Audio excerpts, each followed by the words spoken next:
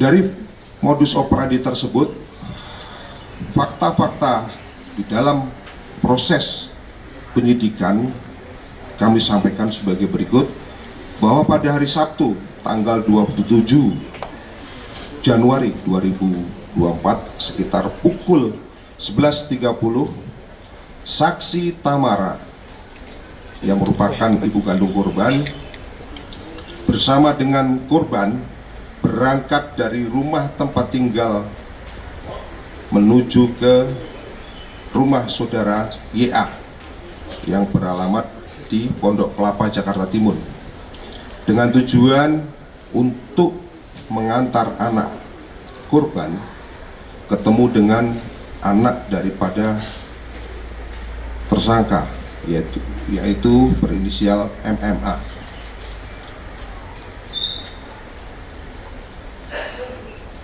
Kemudian pada pukul 15.00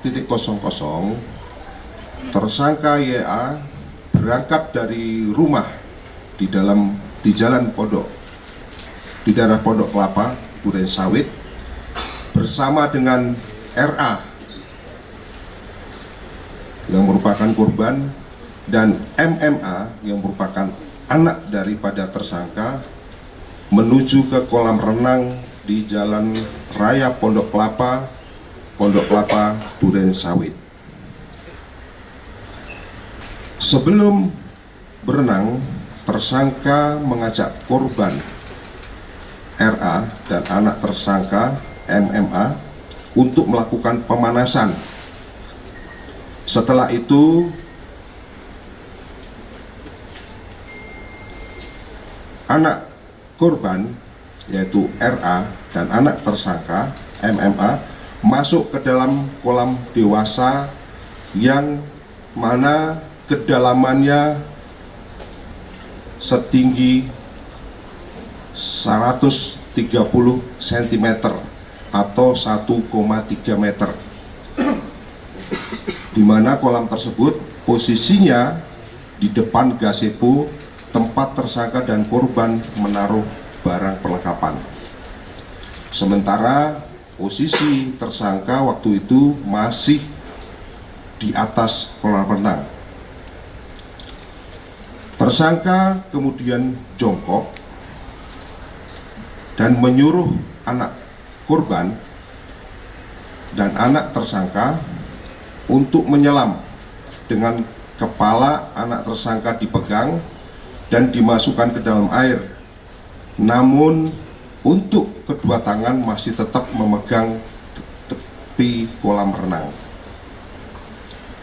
Hal tersebut dilaksanakan sekitar 15-20 menit.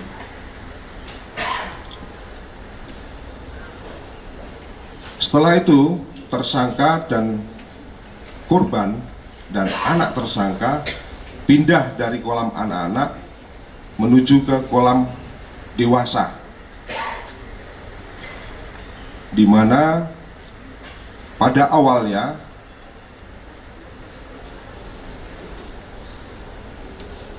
tersangka beberapa kali membenamkan tubuh daripada korban ke dalam kolam dewasa yang kedalamannya adalah 150 cm ataupun 1,5 meter.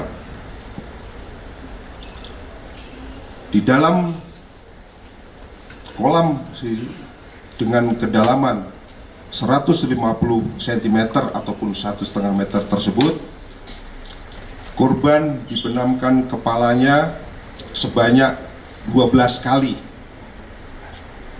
Nanti secara detail akan dijelaskan oleh tim analis IT dari Puslapor Baris Krim Polri. Adapun pada saat proses menenggelamkan tersebut dengan cara memegang pinggang korban dan dengan menggunakan kedua tangan daripada tersangka. Kemudian yang terakhir, setiap korban mau menggapai ke tepi kolam, tersangka berusaha menarik badan maupun kaki daripada korban agar tetap terus berenang. Dan tersangka melakukan hal tersebut kurang lebih sebanyak 4 kali.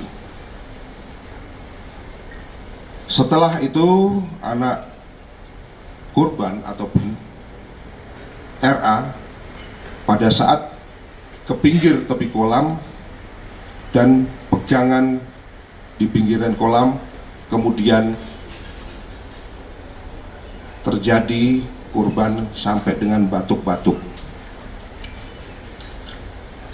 Sekitar pukul 16 lewat 50 menit 11 detik, hal tersebut kita ambil berdasarkan CCTV daripada kolam tersebut.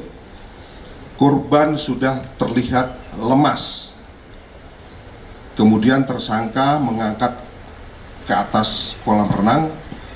Setelah itu korban sempat batuk-batuk dan selanjutnya terlihat sangat lemas, dan setelah itu dicoba untuk diberikan pertolongan, namun kondisinya korban sudah tidak bernapas lagi.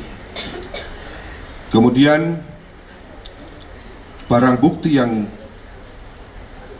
sudah dilakukan penyitaan oleh penyidik, yaitu 1 lembar visum et repertum yang dikeluarkan oleh Rumah Sakit Polri, kemudian 1 unit digital video record ataupun DVR, kamera CCTV,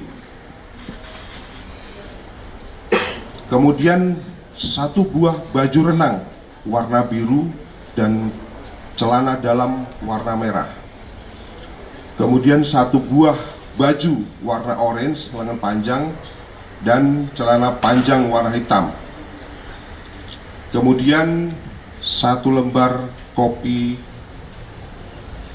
akte kelahiran daripada korban, 1 lembar kopi KK, 1 lembar sertifikat medis penyebab kematian, 1 lembar fotokopi surat keterangan untuk menerangkan terkait pemakaman, 1 lembar surat pengantar kepada RT, 1 lembar invoice medikal, dan 2 lembar invoice medikal daripada rumah sakit. Rekan-rekan sekalian yang saya hormati, bahwa terkait dengan hasil daripada penyidikan yang telah dilakukan oleh Subdit Jatanras Polda Metro Jaya terhadap tersangka YA dijerat dengan tindak pidana setiap orang dilarang menempatkan, membiarkan, melakukan, menyuruh melakukan, dan atau turut serta melakukan kekerasan terhadap anak, dan atau tindak pidana pembunuhan dengan berencana, dan atau tindak pidana pembunuhan, dan atau tindak pidana yang dapat menyebabkan kematian orang karena kelalaiannya, sebagaimana dimaksud dalam pasal 76C Yunto pasal 80 Undang-Undang Nomor 35 Tahun 2014 tentang Perlindungan Anak. Kemudian pasal 340 KUHP, pasal 338 KUHP, dan pasal 359 KUHP.